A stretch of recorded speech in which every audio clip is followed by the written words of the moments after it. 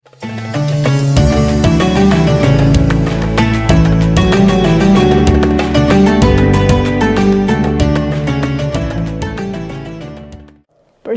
të nderuar teleshikues të RTV Islam, do të jemi bashkë në emisionin Drejt rrugës së vërtetë. Deri në momentin e cili si iftarit unë do të shoqëroj me disa porosi dhe tregime. Nga porosia e parë, ne mësojmë se besimtari gjithmonë duhet të jetë i drejtë.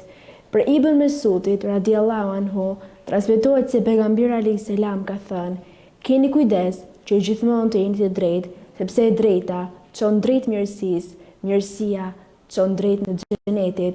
Dikush prej njerëzve vazhdon duke folur dhe duke pranuar drejt, derisa të shkruhet tek Allahu i drejt. Po ashtu, keni kujdes të shmangeni gënjeshtrës, sepse gënjeshtra të çon në punë të ndyra e ato të çojnë në zjarr. Njeriu vazhdon të gënjej derisa të shkruhet tek Allahu gënjeshtar." Porosia tjetër, ne mësojmë se hixhreti, shpërngulja, është më mirë largimi nga gjunahet. Pre Ummi Enesit radiallahu anhu, transmetohet se ajo i ka thënë pejgamberit alayhis salam: "O i dërguari i Allahut, më këshillo." Pejgamberi alayhis salam i ka thënë: "Largohu prej gjunaheve që do të bësh shpërnguljen më të mirë. Zbato farset, sepse ato janë xhihadi më i vlefshëm.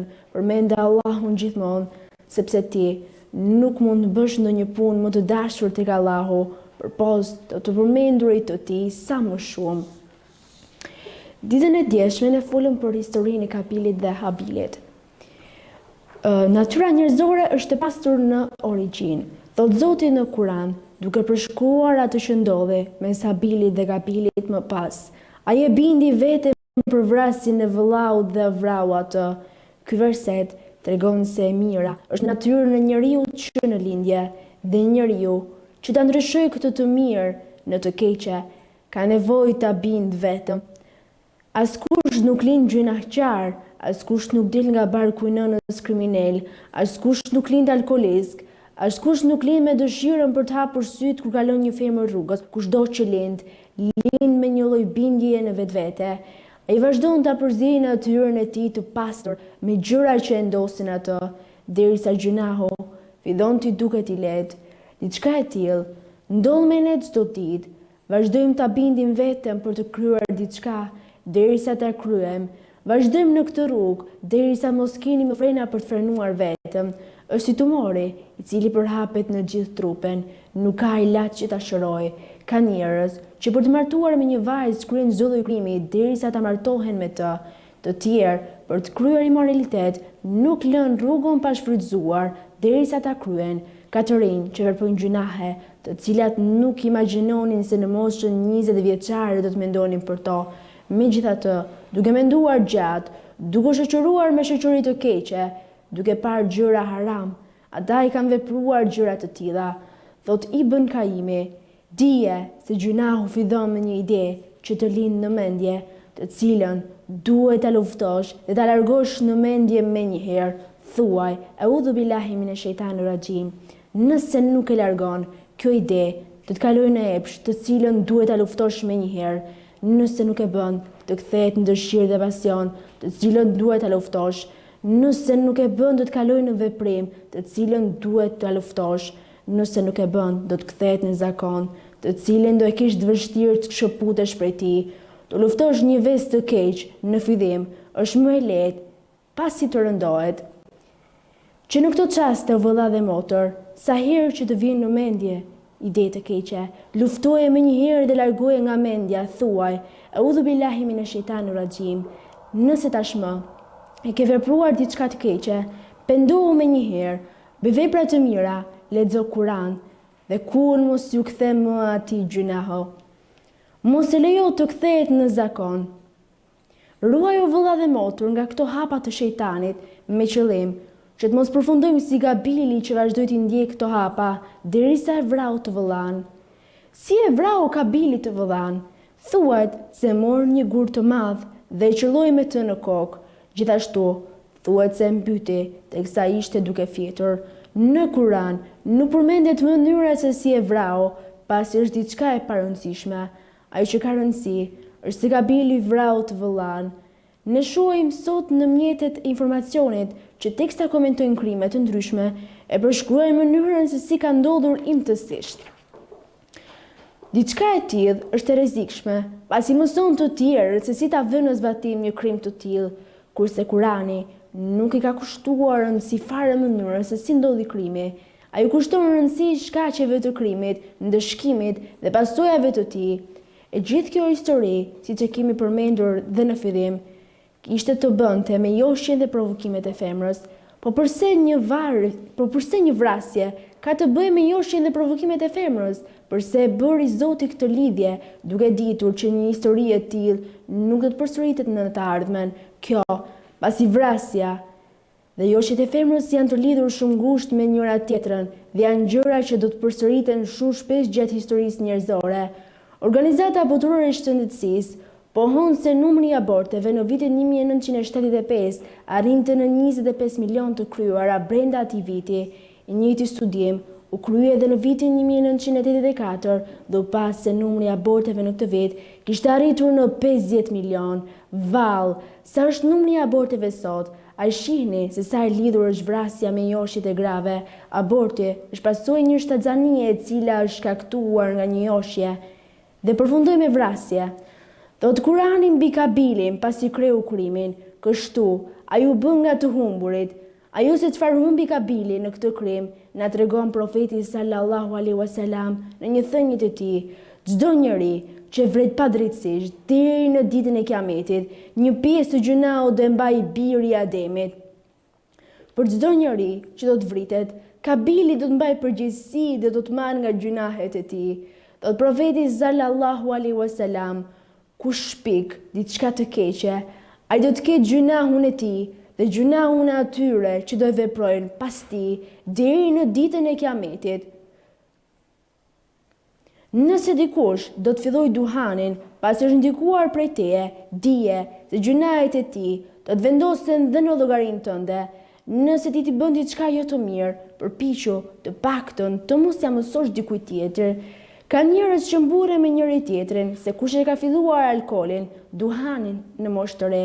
Nëse ke vepruar diçka të keqe dhe ke tërhequr dhe njerëz të tjerë, atëherë pendohu. Vetëm pendimi t'i fshin gjunahet e tua dhe të atyre që kanë tërhequr drejt gjunahut. Thot Zoti në Kur'an: Zoti dërgon një sorë duke rëmuar në tokë për të treguar se si të varros kufomën në vëllait të tij. Dikush me drejt mund pyes: përse Zoti dërgon një sorë dhe një shpend tjetër? Sora është një nga zosht më të shëmtuar si në ngjyrë, pamje, zë dhe emër. Kështu, Zoti dërgon një sorë me qëllim që të përshtatet një krimi të tillë. Me këtë Zoti na tregon se një gjunaqtar në çastet e gjunahut është i dobët dhe i pafuqishëm. Madje, ai është më i dobët se dhe një sorë. Dije mirë o vëlla dhe motër, në çastet e gjunahut, ti je në kulmin e dobësisë dhe në kulmin e frikës. Duke parë sorën që rëmonte për të varrosur sorën e gordhur, Kabili vërmend nga kujdesësia që kishte kapluar dhe tha: ah, i miri unë, si nuk pata mundësi të isha si kjo sorë dhe të varrosja trupin e vëllau tim. Kështu ai u pendua. Pasojë e gjithë kësaj ishte pendimi. Megjithatë, Kabilit nuk u pranua pendimi, dhe kjo pasi ai nuk u pendua për hatër të Zotit. Ai nuk u pendua se kishte vepruar një gjuna duke vrarë vëllan, por u pendua se pa që ishte i pafuqishëm. Ai kishte vrarë të vëllan dhe nuk dinte ç'të bënte me të.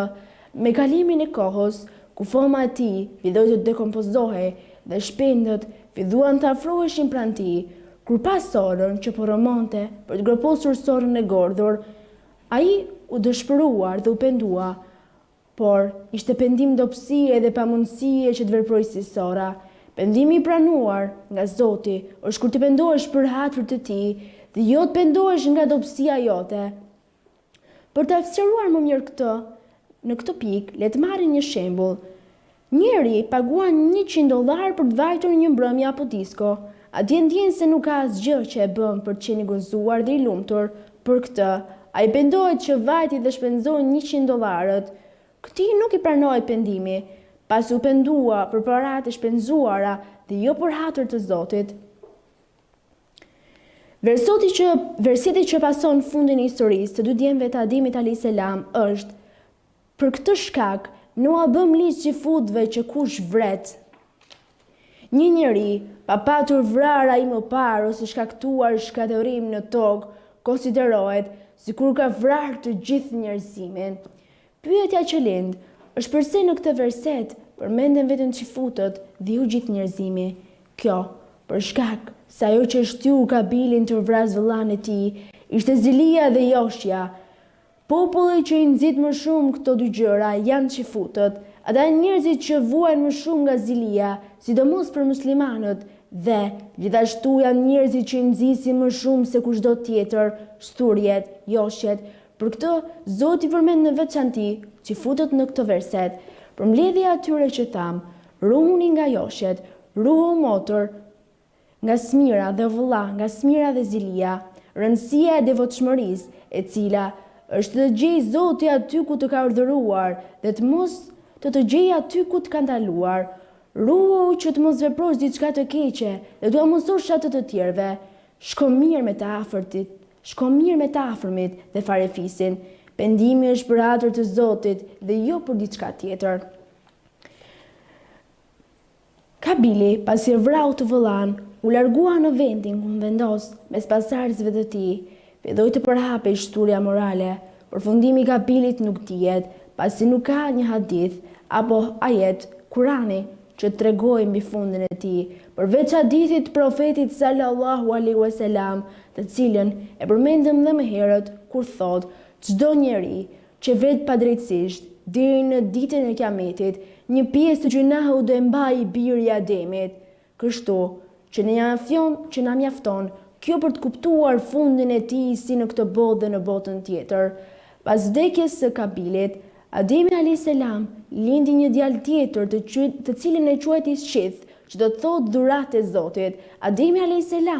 ja mësoi atij që gjithçka që ka të bëjë me dijet dhe zanatet e kësaj bote, gjithashtu gjithçka që ka të bëjë me dijet fetare.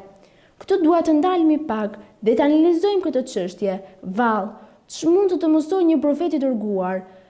Ajo që të vjen në mendje menjëherë është dijet dhe mësimet e fesë, ndërsa që të mësojë dijet dhe zanatet e kësaj bote nuk të shkon në mendje.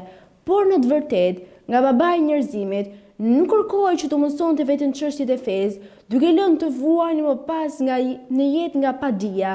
Studentët duhet ta kuptojnë se suksesi në provime është pjesë e fesë dhe punëtori duhet ta di se të jetë i suksesshëm në punë është pjesë e fesë. Sot nuk duam fetar të shtuar të pashpresë pesimistë që nuk e kuptojnë se si funksionon kjo botë, që nuk njeh asnjë zanat, nuk di përdorimin e kompjuterit, nuk ushtron asnjë lloj sporti, ndërsa Ademi a.s. ja mësonte djalit të tij artet që kishin të bënin me këtë botë dhe artet që kishin të bënin me botën tjetër. Dhe djali i tij arriti sukses në të dyja. Si rezultat, ai u bë profet pas Ademit a.s. Pra, një njeri që të zgjidhet profet nga Zoti duhet i plotësojë të dyja këto kritere. Çdo njeri që të ketë pozitë të lartë tek Zoti, kur nuk ka qenë kush që të mësoj Kuranin përmendësh dhe të jetë i dështuar në jetën e tij, që ajo të ketë veshur shamin dhe të jetë një dështake në jetë, apo një që shtëpinë e ka të shembur dhe të shkatëruar dhe thotë: unë do merrem me thirrjen e njerëzve në rrugt të Zotit. Kështu që duhet të jesh i suksesshëm në këtë botë dhe në botën tjetër, nëse dëshiron që të jesh një nga të zgjedhurit dhe të dashurit e Zotit. Kur nuk do të jesh nga të zgjedhurit e Zotit, nëse nuk je i suksesshëm në këtë botë, ashtu siç je i suksesshëm në çështjet fetare, ashtu si nuk mund të jetë nga të zgjedhurit dhe të dashurit e Zotit, një që është i suksesshëm në këtë botë dhe nuk merr vesh fare nga bota tjetër dhe çështjet e fesë. Pra, duhet domosdoshmërisht që të jemi të suksesshëm në jetë dhe në çështjet e fesë. Kështu Shithi u bë profet pas Ademit a.s. madje u shpallën urdhëresat hyjnore. Tani duhet ta ndërpresim pasi është momenti i cilës iftarit, argjërim të pranuar të gjithë argjëruesve. Selam aleikum.